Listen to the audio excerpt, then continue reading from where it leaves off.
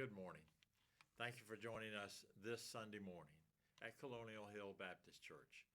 I'm Ernie Armstrong, and it's my privilege to lead in Bible study this morning from Colonial Hill.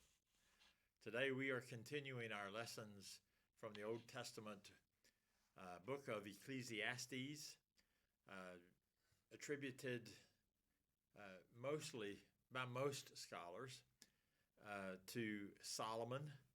And we've discussed the whys. There are some, and I started to say many, and I think there are quite a few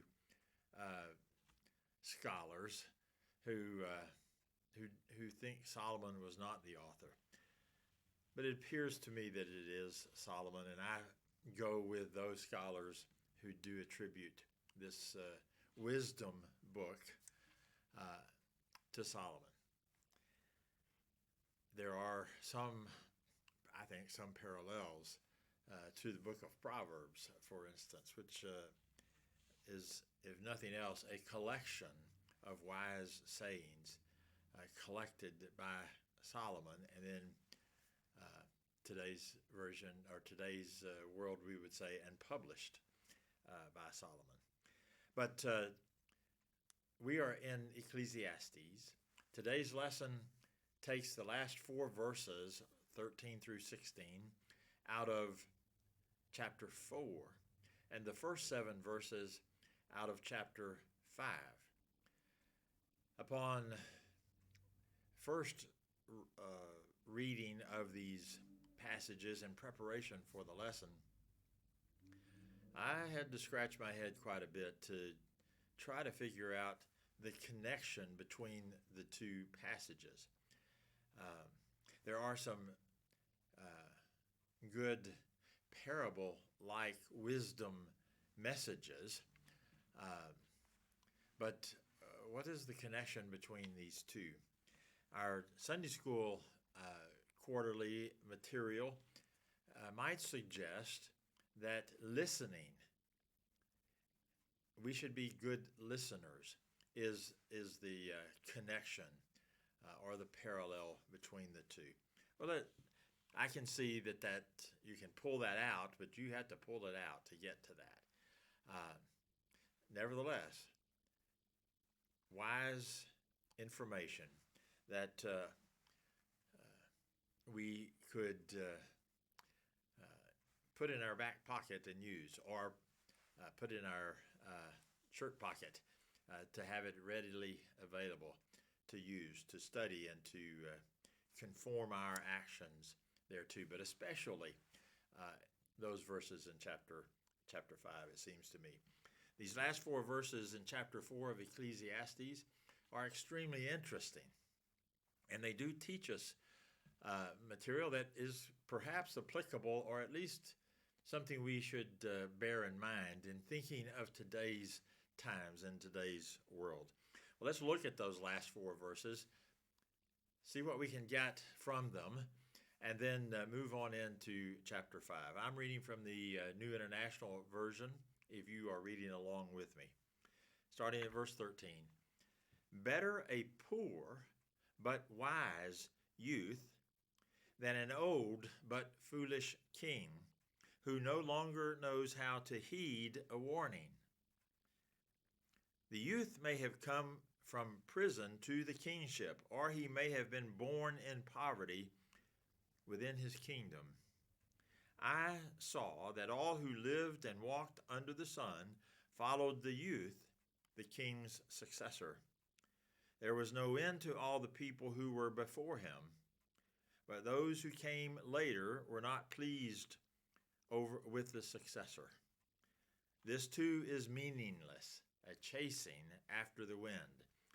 Remember, Solomon says that our life under the sun, that is our life, is fruitlessness, is meaningless, thus vanity. We have to get into the subtleties a little bit to figure out what he's talking about here, and how it applies to us. So let's let's try to break down the storyline and see what is actually being, what the story is telling us. The storyline goes something like this. There's a young man born without wealth. He's poor. And he even spent time in prison. Somehow he unexpectedly rises to power and becomes king. And as a young king, he listens well and rules well. He has wisdom. But in his old age, he becomes proud, losing his throne to, once again, a younger man. But by this time, the kingdom is large and powerful. But Solomon forecasts, tells us ahead of time, that the new king's fame will not last long. He too, the new king, also can count on losing his office or being succeeded in his office. And the people who formerly cheered for him will no longer appreciate him. Who does Solomon have in mind? He's not here, apparently he is not here talking about himself. He was not poor. He was the son of David. He was not in prison. Who is he talking about? Some suggest he may have had Joseph, one of Jacob's sons, in mind, thinking of his experiences in Egypt. Remember, Joseph was sold into slavery by his brothers. There's one parallel. In Egypt, he did spend time in prison. He ended up in prison.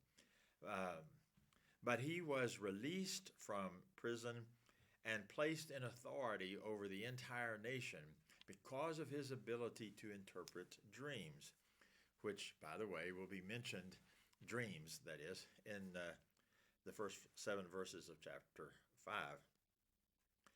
5.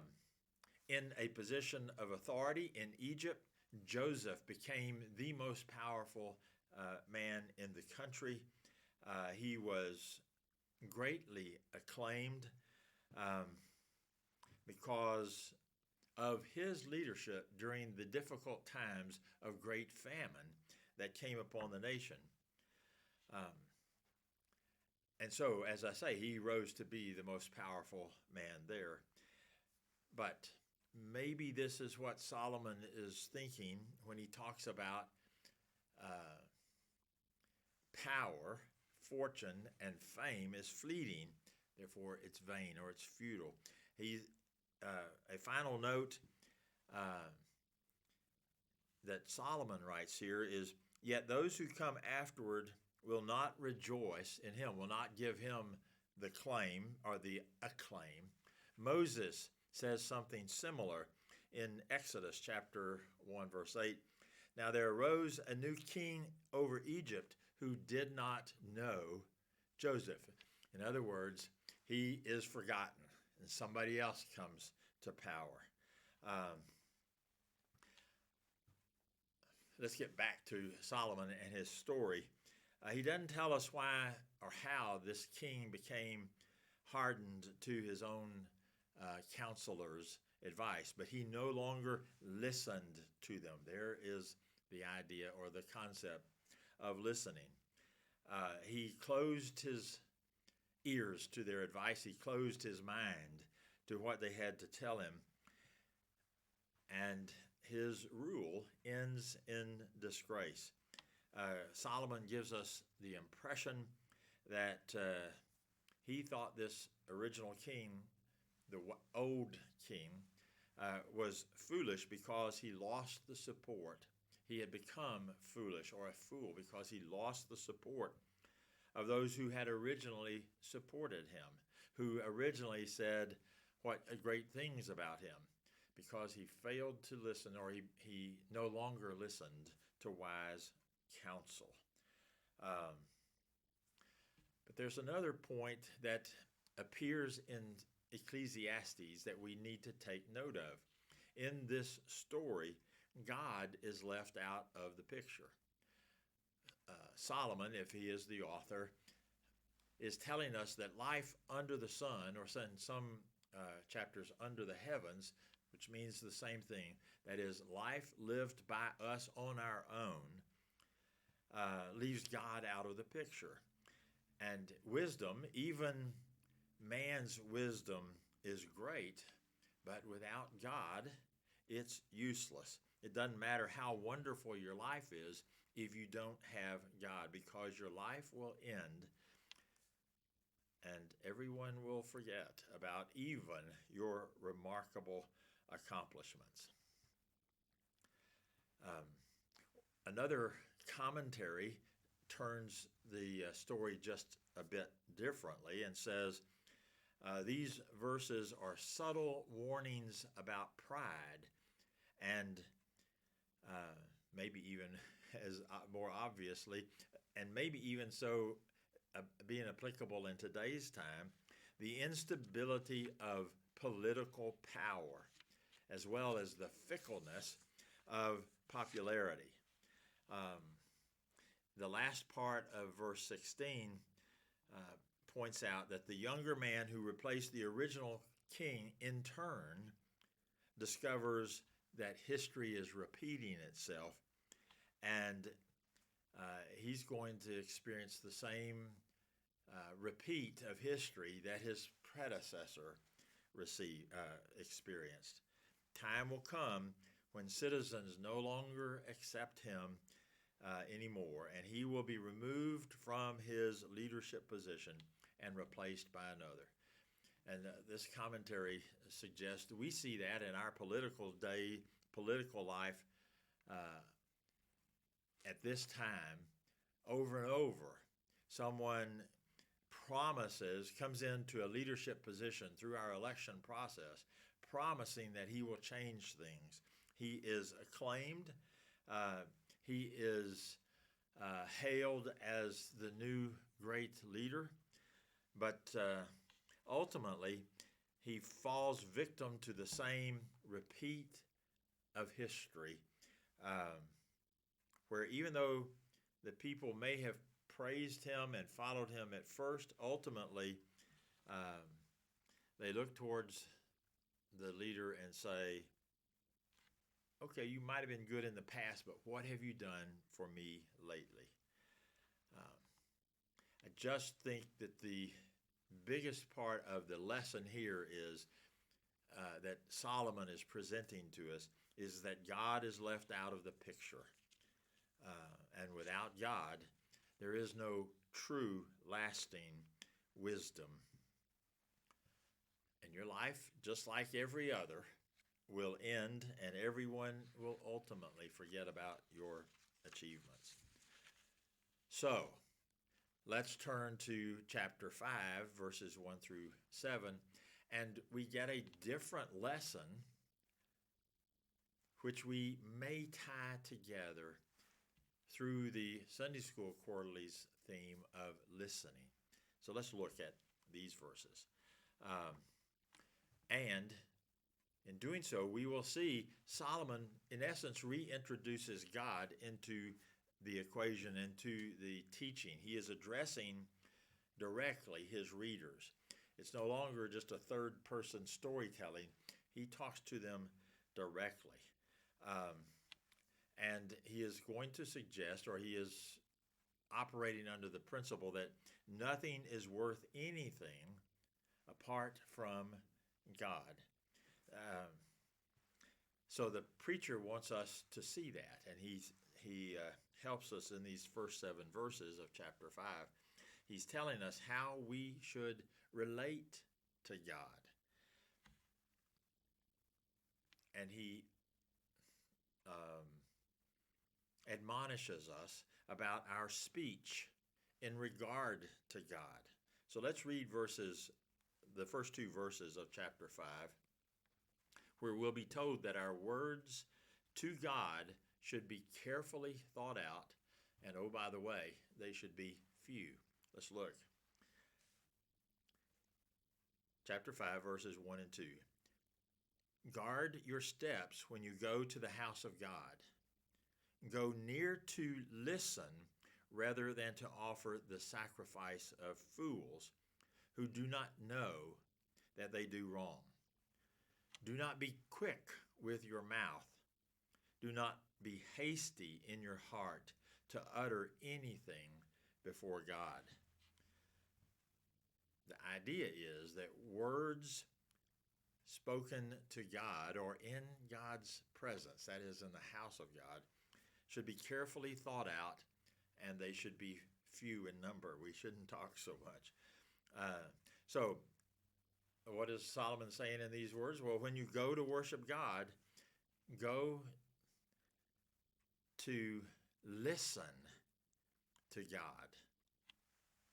more than you go to speak to God. Don't be like the fool who doesn't consider that he does evil. He doesn't even remember or think that he does evil. Don't feel the need to be quick to say something all the time. Remember that God is in heaven and he knows what you need. He's in heaven and he is the one in control. And so you want to hear what he says, what God has to say to us, generally speaking, through his word, is more important than what we have to say to God. Now, worship, I think prayer goes along with worship. And prayer is our way to communicate with God. And God wants to hear us. But more than he wants to hear us, we have a need to hear him. So, humble yourselves should be Solomon's paraphrase. Humble yourselves and listen. There's that word, listen to God. That's what we should do when we come to worship the Lord. J. Edwin Orr, a great preacher of the past, used to advise brief, earnest prayers, especially in prayer meetings. He said that when one prays in a meeting, a gathering of church people, and prays in that meeting, for the first 3 minutes, everyone prays with him. But if he continues into a second 3 minutes, everyone starts praying for him. And if he continues into a third 3-minute prayer, then people start praying against him. I thought that was an interesting thought that fits right here to Solomon's thoughts, that we should go to the house of worship and listen more than we speak. Now then, the next couple of verses, maybe just verse 3, Solomon, who refers to himself as the preacher, or in some translations say the teacher, seems to state a proverb about dreams and words. Look at verse 3. A dream comes when there are many cares, and many words mark the speech of a fool. So another similar idea.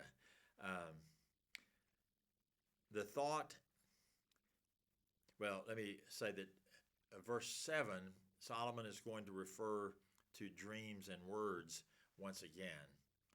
But the idea is that you don't want to be like the fool who isn't careful about his words and just talks and talks. The thought in verse 3 is maybe well presented in the Living Bible. It's not a translation, it's a paraphrase, but the Living Bible, which reads, "Just as being too busy gives you nightmares, so being a fool makes you a blabbermouth." The fool talks too much. And so the opposite turning of that phrase may be the proof of who is a fool. The one who talks too much may be known as and regarded as the fool. Then Solomon talks about another subject dealing with our speech to God, and that has to do with vows or promises that we make to God. They should be thought through and kept. Let's look at verses 4 and 5 and 6. When you make a vow to God, do not delay to fulfill it. He has no pleasure in fools. Fulfill your vow. It is better not to make a vow than to make one and not fulfill it. Do not let your mouth lead you into sin, and do not protest to the temple manager or messenger, my vow was a mistake. Why should God be angry at what you say and destroy the work of your hands? Solomon is talking about going into church and talking too much rather than listening to God. So, if you do end up, however, opening your mouth and saying something and you make a promise to God, a vow, don't take that promise to God lightly. Do what you said you would do. If you have no intention of doing what you have promised to God, you would be better off just to not make any promise to God. And this was maybe even more, formal is what comes to my mind in the Old Testament, the Old Testament Israel. The promise would be a formal vow, a formal statement, and a vow made to God. You would have involved the priest. So you would be telling the priest, this is what I'm promising to do for God or in response to a request of God. You don't want that minister or that priest to have to come and then be faced to come to talk to you and ask you about your vow, about your promise. Are you going to carry out your promise? Especially if you are then going to try to say, well, really, that was a mistake. I should not have made that. Verse 6 says, do not let your mouth lead you into sin, and do not protest the temple messenger. My vow was a mistake. That's what Solomon is talking about.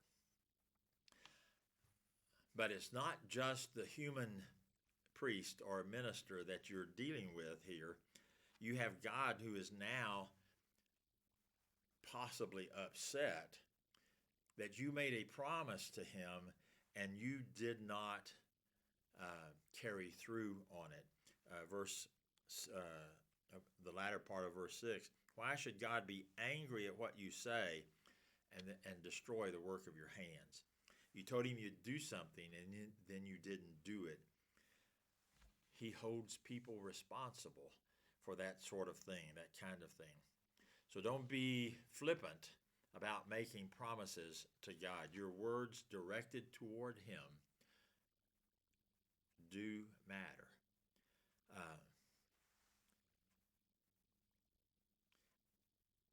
Those who honor God, this is a commentary from David Guzak and Enduring Word commentary. He says, those who honor God will not be quick to make vows to God. They will be serious about fulfilling vows that were made to God, and they will regard broken vows as sins to be confessed and to be repented of. We should not come into church speaking so much and making promises to God that we do not intend to keep. That's a sin. Or even making vows to God that we do not keep, whether we intended to in the first place or not. That is a sin of which we should repent. Then we get to verse 7, where Solomon again talks about dreams and words. The preacher or the teacher, Solomon, ends this section of chapter 5 about our, and it's been dealing with our words to God. He states another parable about dreams and words in this 7th verse. The first one was verse 3, which said, "A dream comes when there are many cares, so the speech of a fool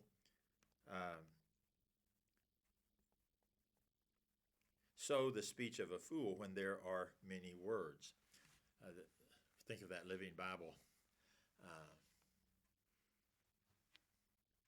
paraphrase that we talked about just a while ago. So let's look at verse 7 and this parable.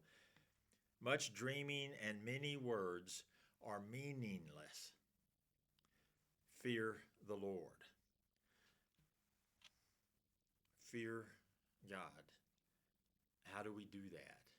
We fear God by, Solomon says in these first few verses of this chapter, by considering the things we say to God. We don't just come into worship service and just keep on blabbering. That is evidence of being foolish. And we don't come into God's house or come before God. It doesn't have to be in God's house. We come before God through prayer, and we can do so anywhere. We need to consider what we're saying to God and not just flippantly make promises or vows. And whatever we say to God, we should carry through the thoughtfulness. We should thoughtfully carry through those promises we make to Him. Compared to the last 4 verses of chapter 4, these 7 verses in chapter 5 have God very much in the picture. And it is through words that we relate to God. God listens. Our quarterly material for our Sunday school lessons suggests that listening is a trait that we should develop.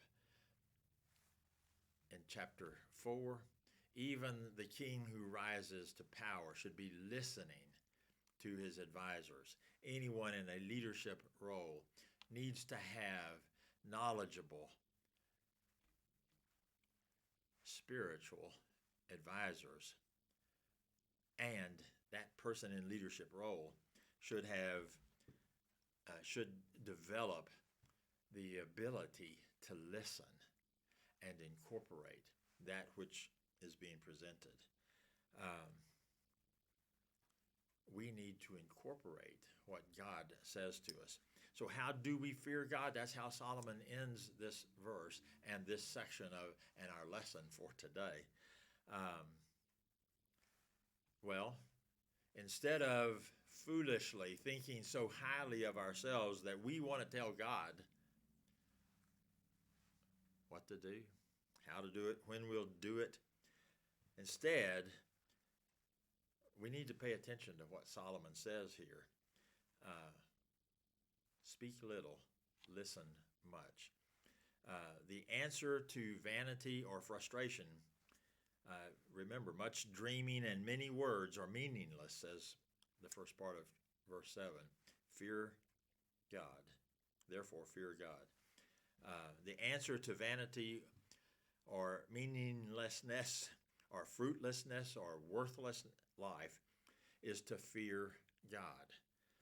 And what is that? It is to be in humble awe and properly concerned, to not incur his disappointment and judgment, to be deeply motivated to follow what he says, which we can only do when we listen to his word, generally through the word he has inspired. We call it the Bible.